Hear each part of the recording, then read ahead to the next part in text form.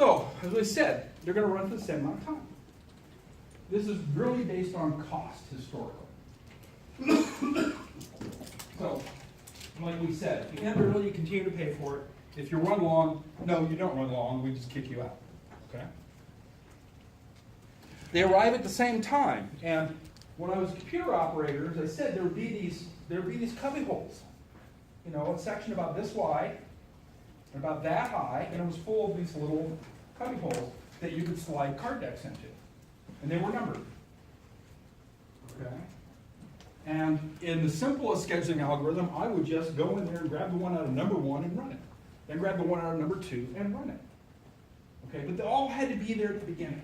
In fact, we went over to the other side where users tried to slip in their programs, and we actually closed and locked the door so they couldn't. Okay, we needed to do our scheduling beforehand. In fact, before we load the first job. So initially, in this environment, scheduling was done by a human, not a computer. Okay? That's how archaic we are. We're not writing the basic programming language, we're writing in the human programming language, which is horribly inefficient. You guys notice that? You really can't program your little brother to do the right thing at the right time, every single time. Right? Give me your dollar.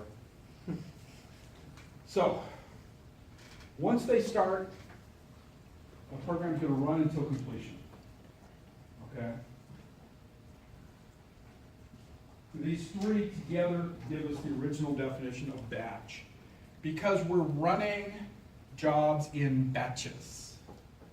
Has anyone ever cooked something like cookies? Okay, you talk about making a batch of cookies. That's pretty much what we're talking about. A group is called a batch. Right? Did I tell you guys, we talked about how bite, nibble, all that were food related? Batch is food related as well for computer science. No I/O, it just makes it simple for us. We don't have to worry about other devices in the system. We're going to worry about the CPU. And because we're dealing with the scheduler, that is, which job gets the CPU next, we're going to be able to go a long, long way without worrying about I/O. But at some point, we're going to have to take I/O into consideration. Until we get to the point where we take I/O into consideration, none of the previous schedulers can help us with the I/O problem. So that we're not going to talk about it. They're all the same level of horribly broken. Okay? So we're just not even going to talk about it with the simple schedulers. Does that make sense? Okay? We could go down there, but it's just going to confuse us even more than all of this already is. Excuse me. So before we start running a job, it's going to have to say, I am going to run for this amount of time. You see how we could deal with that with some of our metrics. We're going to be able to say, hey, if I do something with that information, I can make smarter decisions. They give you better statistics or metrics. Okay. Has anyone ever heard of the book, How to Lie with Statistics?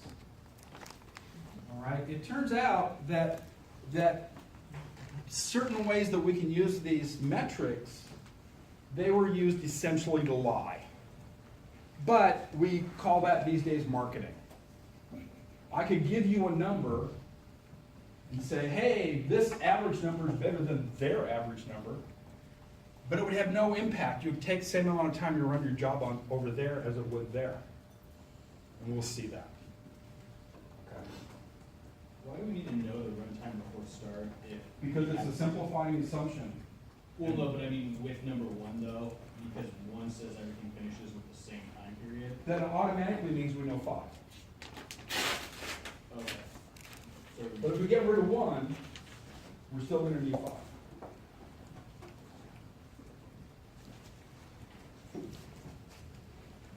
So, we have 2 metrics. Turnaround time and response time. And these are the only 2 metrics we're going to use. And it turned out that it's more than enough metrics to get us in a lot of trouble when we start looking to try to handle different types of computing environments. Turnaround time is very simple. the time your job arrived to the time that it ended. Now, what do we mean by arrive? Arrive does not mean it gets the CPU. Arrive means it could be looked at by the scheduler. It's within the scheduler's purview. Okay? So remember those bins. When I closed and locked that door so no one else could put anything else in there and began my sorting process for how I was going to schedule it, that was the time of arrival. Okay? The time the scheduler was able to do work on those jobs. Okay? This will subtly change over time as we look at different schedulers, okay? Because what's going to happen is this idea of arrival is going to be made more flexible. Currently, we say everything has to arrive at time 0. All right? It all had to arrive in advance. And when we start relaxing that, then they can arrive, the time of arrival is no longer required to be time 0. And that's going to change turnaround time and how we interpret turnaround time. Now, if you've got jobs that are just going to use the CPU for long, long periods of time, turnaround time is great. Okay? But if you got a job that's going to be interactive, have any of you ever, like, when you're taking Carla's class, you ever going to log onto a computer and it was so slow you could literally see it printing the pixels? Okay? All right, that wasn't very responsive, was it? Okay, just like, oh, everything's slow. And really all you know is that you're mad and frustrated. We're going to have something called response time, which is primarily for interactive jobs, or things that want to interact with the user. Okay? That will be our standard model. It also interacts with disk drives and things like that, but we're just going to say basically use a simplified form of that. The way we're going to define response time, though, is very counterintuitive. We're going to say it's the time you first get into the CPU minus the time when you arrive. That's the response time. Okay? That look kind of weird? It's the waiting time? It's the time you have to wait until you first get into the CPU. And at first, you know, it's going to be not that bad, you know, because once you get in the CPU, you can't be kicked out, then the response time is just the time until you can be put into the CPU. Once we get over, we turn on interrupts so you can be moved in and out of the CPU. All of a sudden, response time is very counterintuitive, but that's when it becomes important. So we won't talk about response time very much in the beginning. Okay? Very, very simple metrics. You know, the definitions of response time and turnaround time in modern operating systems varies. Okay? Strangely enough, some systems actually calculate derivatives when they're doing some of this stuff. Okay? I'm like, good for you. Okay? Now, our evolutionary path. I like to break things up. So, one of the seminal hardware inventions that helped modern computing was the idea of an interrupt. Okay? So I invented the term BI for before interrupts. Okay? And then AI for after interrupts. It turns out that shortest job first and shortest time to completion first, the only difference between them is the second one takes into account interrupts. Okay? We're going to see that shortest job first is going to be optimal. And then as soon as we turn interrupts on, it's going to be worst case. Yay. Okay? So we'll see this. And then we're going to get all the way up to multi-level feedback queues. We'll talk about what all those terms mean. And the idea is that it's going to have this idea of priority associated with it. The idea of a priority queues. Okay, so that's where we're going. Any questions about where we're going? We discussed our terminology. what's our evolutionary point of view, what the major differences are before interrupt, after interrupt. We talked about constraints. Okay? So we wander off at a very slow pace. Because as I said, I'm not going to go through this real fast. But all the stuff we talked about so far is general knowledge necessary to understand the path we're going to go down next. So, first one is FIFO. Okay? What type of data structure is a FIFO? Queue. In fact, it can be a couple of different queues. It could be a circular queue, or it could be a linear queue, couldn't it? We're just saying first in, first out. Doesn't matter how you implement it. FIFO is FIFO. Okay?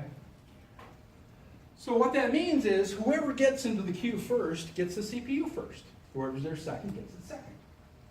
Now, when all jobs had to be there at time 0, they were all there at the exact same time. So somehow they had been put into an order. Okay? And they can be put into an order randomly, or there could be other things that we do for that. Now, if we have all 5 constraints, that is, all jobs are the same size, and all jobs take the same amount of time, it's sort of like the problem of moving. Because everybody here ever moved, got a moving truck, packed your stuff up and moved someplace? Okay, if all the boxes are the same size, how hard is it to pack this truck? Does it matter the order you put the boxes in? Nope. Nope. Not at all. So it turns out that random gives you every bit as good as a carefully constructed, put this box here, put this box there. So it gives you the same result. So it turns out that any ordering is optimal, isn't it? And the ordering we call a schedule. Okay?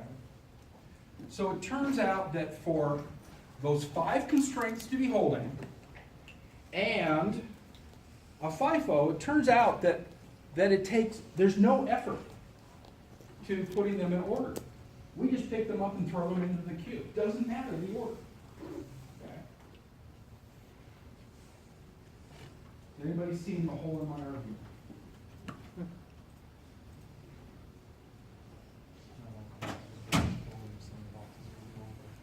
No, that would take more time. We said they're all take the same amount of time. Okay. No dependencies exist. If you have one process that only for like 100 seconds, and you have 2 more processes left that only last 10 seconds. No, we said they all take the same amount of time. Oh. What's happening is, let's say that those boxes we're going to call processes. There's some process in there called X. Okay? Is it possible that X could be the first job scheduled? Yes. Is it possible that it's the last job scheduled? Yep. So from the standpoint of process X, is there a longer turnaround time if it's scheduled last? Yes. But, and this is mathematically provable, okay, the average turnaround time is the same no matter which order we put them in, because they're all the same size. Okay, if you add 1 together 11 times and then divide it by 11, what's the answer you're going to get? 1 plus 1, all the way to 11. Then divide by 11. 11 by 11 is, and there's no way to change those orders of adding those ones together to get a number other than 1, is there? Okay. And that's just a feature of them being the same value. Right? And so we look at that and we go, look at this. We don't actually have to schedule anything, do we? We don't even have to put them in an order. We don't even have to put them in a FIFO. All we have to do is walk out there, grab one, and throw it in the CPU. It doesn't matter which one you grab. It's optimal. You can't do any better than that. 0 overhead. Okay? There are systems that are like that today. Not many, but there are some. Are they useful? Well, we can take that offline. There's some weird little examples we can talk about. Like, for example, making Bluetooth work. But you have to understand how Bluetooth protocol works for us to talk about that. So, what happens if we relax this? All jobs run for the same amount of time. What if we relax that one? All right. Now, remember that we still require jobs to all be there at time 0, at the very beginning. Okay. Their turnaround time is going to be the time when they end minus time 0. All right? And then, the average turnaround time will be the average of those. So how we're using that metric becomes very, very important. Okay? So, let's say that we have a group of jobs. And what we said here is we have jobs A, B, and C. A wants to take a huge amount of time. B and C want to take the same small amount of time. They're 10 units, A's 100 units. We do this just because it skews the numbers enough so it makes it very obvious what's going on. So in this top one, if all jobs are here at time 0, then A ends at time 100, doesn't it? Okay, it took 100 units, and its turnaround time was also 100 units, right? B takes 10 units, but its turnaround time was 110 units, wasn't it? And it turns out that C only takes 10 units, but its turnaround time was 120. Okay, you see that? Does anyone want me to walk through that one more time? Cool? Okay. Average turnaround time. If I reverse the order and I say let's run B first, it came in at 0, its turnaround time was 10. C came in at 0, but it ended at 20. Its turnaround time is 20. A came in at time 0, but it finished 120, so its turnaround time is 120. Let's calculate the average. In the first one, we add together 3 relatively big numbers, and the average winds up at 110, doesn't it? We take a look at that, the average is bigger than A. Kind of weird. We sort them this way, and it turns out that the average is very small in comparison, more than a factor of 2. Okay, and these were picked to be easy to see. Okay, we can easily pick them so that they can vary by an order of magnitude if we want. Very easy to do. We just want to see this. So now, if we were to use the FIFO method, the top schedule is every bit as reasonable outcome as the bottom schedule. But is one of these better than the other? And we say, well, I think one of those is better than the other. It's like, trick question mark, I'm not getting involved in this. Okay. How many people say that the top is optimal? Some people say the bottom is more optimal.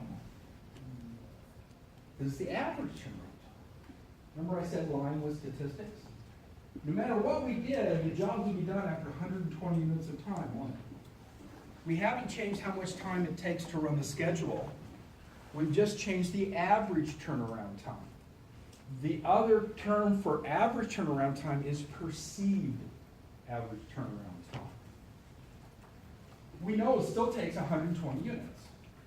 But by the way that we measured turnaround time, we get the best result if we do a very particular ordering of scheduling. And what is that? Shortest jobs first. We can mathematically prove that if we sort them in ascending order and service the shortest job first, we will always have the optimal schedule in terms of average turnaround time. But if we have a fixed number of jobs, no matter what order we do it in, it'll always take a certain amount of time, won't it? So we're not going to decrease the overall time that the schedule takes. We're only going to change the average turnaround time. This is part of where I have nothing up my sleeve. All right? Because all we have to do, we're going to do the same exact amount of work, 120 units of work. But the order that we pick them now matters. Okay? Because we pick those metrics. And they're very reasonable metrics. It's hard to come up with simpler metrics that more reasonably map to the real computing world. Okay? So random or FIFO, it turns out, is suboptimal, and there's only one permutation possible where it gives you an optimal result. Whereas with shortest job first, it will always give you the optimal, because it can only produce that one schedule. Okay?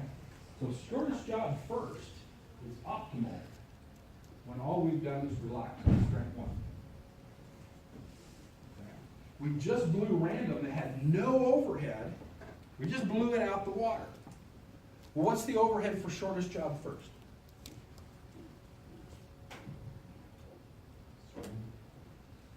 Sorting. How many of you remember writing sort algorithms? Yay, level sort. Yay, merge sort. Okay. Does it take varying amount of times for those things to run? Yeah. Okay. And if you have a bigger data set, it was worth running a more complex program, wasn't it? Because it would make it run that much faster. Okay. So now we have this idea that we have to sort. And sorting takes a non-zero amount of time. So we have real time that's being subtracted out of our runs. Okay? And, you know, it's just the way it is. But we need to get to this optimal one, the shortest job first. We need to get there. So we need to expend some effort. It turns out that to get a radically improved average turnaround time, we're willing to put up with the overhead of sorting. So anytime we take a look at one of these algorithms, we're going to see that we add complexity to the algorithm. And we should only add that complexity if the benefit we receive outweighs the cost of the complexity. It's a balancing act. More complex, but we get better results. Okay? So, SJF. Okay? We can have things vary. The one thing we do say on this is the jobs do have to end. Okay? We can't have an infinite length job. It's a mathematical requirement we have to put in there to be able to use field mathematics called analysis.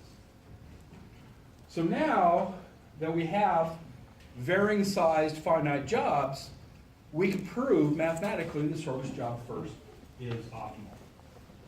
Okay? We don't have to go out there and guess and calculate what the schedule will be for each different permutation. We just have to say, put them in the shortest job first, and off we go. If there's two jobs with the same runtime, it doesn't matter, does it? You can just randomize those. They can go in any order. Okay? But if one takes 1, and one takes 2, and one takes 3 units, we'll do the one that takes 1 unit first, then the one that takes 2 units, then the one that takes 3 units. That will always give us the optimal average turnaround time. Okay?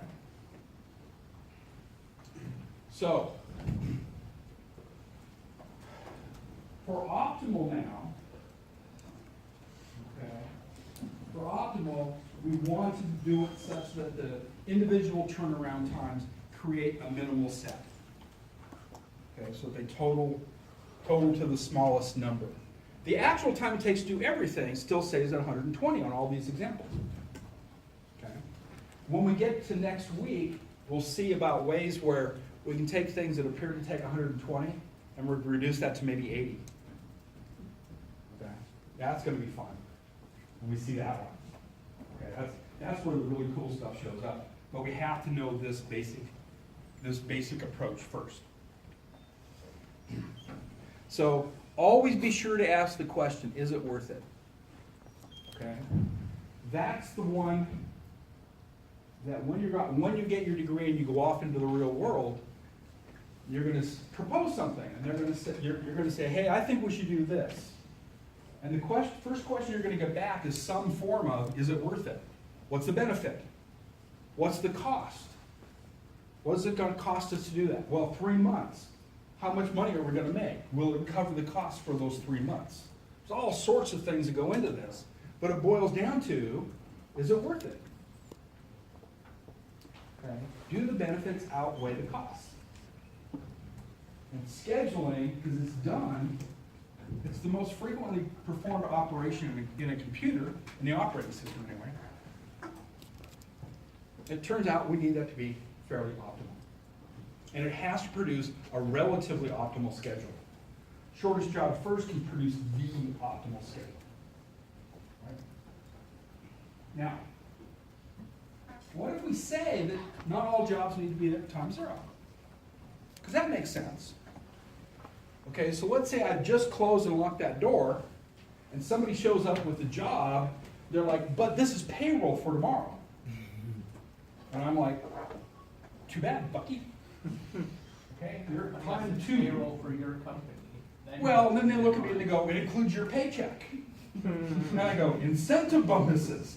Yes. Or what I used to do when I was a computer operator, they come in with a Snickers bar. Okay, and if it was really a rush job and they knew they were really, really late, they come in with 2 Snickers bars. And there was, you know, I was 16 years old at the time. There were really no problems that couldn't be solved with me staying late and eating 2 Snickers bars. Okay, they just weren't any. Okay, we call that a priority-based scheduling algorithm. So now we're going to allow jobs to arrive late. They're not all there at the very beginning. Okay?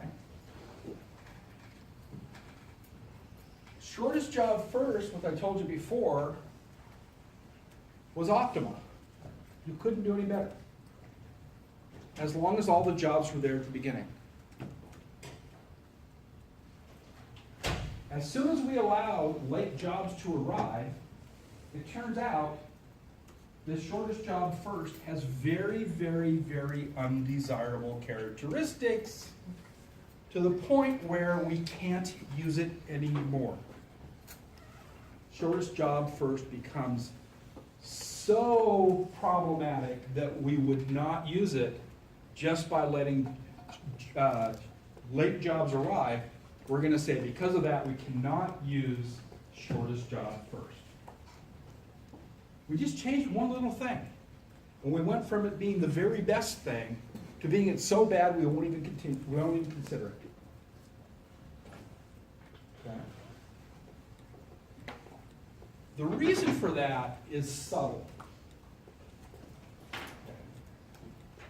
Now what happens is, remember, when all the jobs were there at the beginning, we could do scheduling before we ran the first job, couldn't we? We could pick the schedule. And so that meant that we had all the jobs, so we knew how many jobs there were, we knew how long that schedule would take, so it was guaranteed to be finite, wasn't it? Now we're going to allow jobs to arrive at any time. Okay. So that means that just about the time we think there's no more work to do, another piece of work can show up, right? So at this point, we have no guaranteed bound on the amount of work, do we? Theoretically, it could become infinite. What do you guys think? Is a delay, turnaround time delay of infinity, good or bad? Seems bad. Okay. Particularly if you're paid to wait, you know, it's that idling thing, you can idle for an hour or something like that. This is really bad. If the turnaround time could be infinity, it doesn't matter how fast the jobs run in front of it, the average turnaround time is going to be infinity. Okay, I don't know about you, but if I have a choice of taking my job to a service bureau where the average turnaround time is 1 hour, and going to one down the street where the average turnaround time is just a little bit longer than the lifetime of the universe, I'm going to go with the first one. Okay, call me old-fashioned. All right? But it turns out it can happen. It happens because we're being allowed late arrivals. So let's do it this way. At time zero, let's say that we have A, and that's the only job we have. Okay? So A gets to run. We don't have interrupts, so A gets to run until it's done. We haven't sorted B and C. We haven't scheduled them. We haven't created the shortest job first. Yet. So when at time zero, we picked the shortest job first, but it was only A. That's the only thing that was there. Now, we have to, at time 100, now we can make another scheduling decision. And we go out there and we say, well, they're both the same, so let's just put them in any order. FIFO. Okay, they're both the same one. But if C was shorter than B, then we put C in front of B. Okay? So now you notice that at that boundary, at 100, we had to run some code. We had to run our algorithm. And that's going to take a non-zero amount of time, isn't it? Okay. We really need to see that. So it turns out that B is not going to start at exactly 100. It's going to start at 100 plus whatever the overhead for sorting is, isn't it? Isn't that going to be? So it turns out that B is going to have to pay a little bit of overhead. C as well, because when we get done with B, we're going to say, hey, let's go get the shortest job first. And they'll say, I want to sort one item. Okay. Has anyone ever done merge sort? You split everything up. Did you have that bug where if you have an odd number and you wind up with a single item left, you don't know which list to put it on, and your program never ends? No. Okay. It's possible. A poorly implemented merge sort with an odd number will never end. Yay! Okay. All right. Now, turns out that, that starts to look like that bad one that we had before, but turns out we can do better than this with the information that we have at the time. Okay? Once A's in the CPU, it gets to run. All right? We can't make the next decision until A's done with the CPU. And the next time we say, hey, we got B and C, which one do we want to give it to? They're the same way. We flipped a coin, gave it to B. Okay, when B is done, we say, who's left? Let's sort them. And after that sort, it came up as C. And it turns out when C is done, we're done.